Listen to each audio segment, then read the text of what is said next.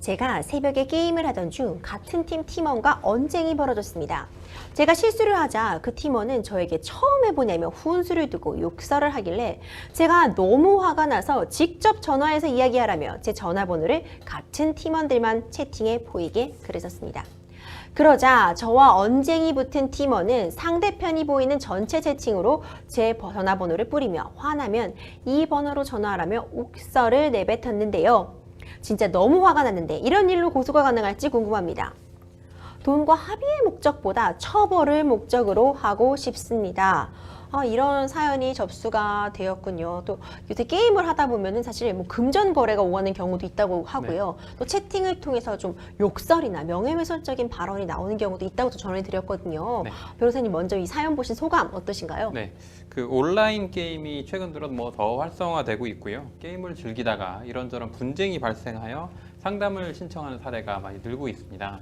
상담자의 경우에는 게임에서 행한 상대방의 행위에 관해서 뭐 처벌 가능성에 대해서 상담을 신청하신 것으로 보입니다.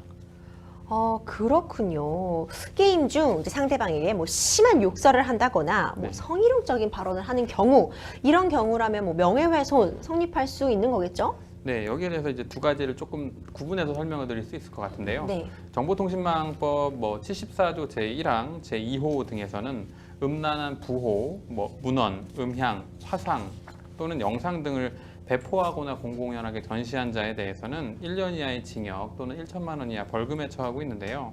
따라서 정보통신망에 해당하는 게임 채팅에서 상대방한테 음란한 부호나 문헌 뭐 이런 걸 전송할 경우에는 통신매체 이용 음란죄로 처벌될 가능성이 있고요.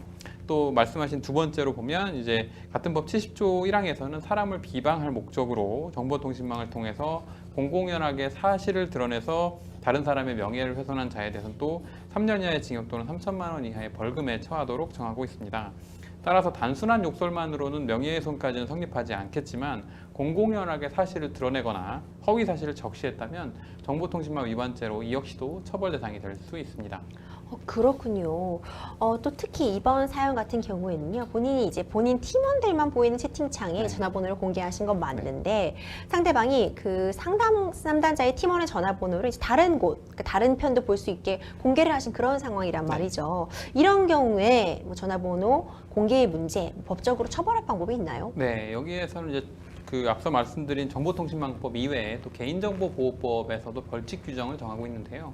개인정보보호법 제71조에서는 벌칙 규정을 두고 있는데 여기에서는 뭐 정보 주체의 동의를 받지 않고 개인정보를 제3자에게 제공한 자 및 그 사정을 알고 개인정보를 제공받은 자 등에 대해서 5년 이하의 징역 또는 5천만 원 이하의 벌금에 처하도록 엄하게 규정하고 있는데요. 그럼 여기서 개인정보보호법 제2조에서 정하고 있는 개인정보의 개념이 조금 문제가 되는데요. 그 개인정보의 개념과 관련해서 2조에서는 해당 정보만으로는 특정 개인을 알아볼 수 없더라도 다른 정보와 결합하여 알아볼 수 있는 정보에 대해서도 개인정보의 일환으로 보고 있습니다. 따라서 여기에서 만약에 그 상대방이 무단으로 유포한 본인의 전화번호를 개인정보에 해당한다고 볼 경우에는 당사자 동의 없이 전화번호를 유포한 것이므로 그 자체로 개인정보보호법 위반으로 의율할 소지도 있어 보입니다. 그렇군요. 변호사님, 사실 우리가 명예훼손죄와 모욕죄가 같이 논의되는 경우가 참 많잖아요. 좀 다른 것 같기도 하고 같은 것 같기도 하고 좀 헷갈리시는 분들이 많을 것 같은데 명예훼손과 모욕의 차이점은 어떤 것들이 있을까요? 일단은 명예훼손과 모욕 두 가지 모두 사람의 인격 가치에 대한 사회적인 평가를 보호하기 위한 것이라는 점에서는 공통점을 갖습니다. 그런데 명예훼손의 경우에는 구체적인 사실의 적시를 요건으로 하는데 통상적으로 표현 내용이 증거에 의해서 입증이 가능한 경우들, 그런 걸 지칭합니다. 이와 달리 모욕죄의 경우에는 구체적인 사실을 적시하지 않고 타인의 사회적 평가를 경멸하는 추상적인 판단을 표시하는 경우에 대해서 이를 적용하고 있어서요. 따라서 명예훼손과 모욕은 구체적인 사실을 적시했는지에 따라서 적용 여부가 달라진다고 볼 수 있습니다. 그렇군요. 상담자께서는 지금 돈이나 뭐 합의 목적보다 형사 처벌을 받게 하고 싶다, 이런 말씀을 해주셨는데 뭐 고소를 한다면 어떤 것들 준비해 가면 좋을까요? 네. 그래서 앞서 말씀하신 것처럼 뭐 전화번호를 유포한 것 자체를 개인정보보호법으로 의율하기를 원한다면 유포한 사실에 대한 증거, 뭐 화면 캡처라든지 이런 게 필요할 것 같고요. 게임 채팅에서 나는 대화가 단순한 욕설이 아니라 구체적인 사실을 어떤 적시했다. 그렇다고 하면 명예훼손으로 볼 수 있고 그 사실 적시에 대한 증거를 앞서 말씀드린 것처럼 뭐 캡처화면 등으로 증거로 준비하셔야 될 것 같습니다. 그렇군요. 마지막으로 변호사님, 상담자님을 위한 조언 한 말씀 해주신다면요. 네. 개인적으로는 다만 위 내용만으로 이제 형사고소 절차를 바로 진행하시는 것은 좀 신중하게 진행하기를 권해드립니다. 게임에서는 얼굴이 보이지 않고 익명성에 가려져서 과장된 표현을 주고받는 경우가 흔하고요.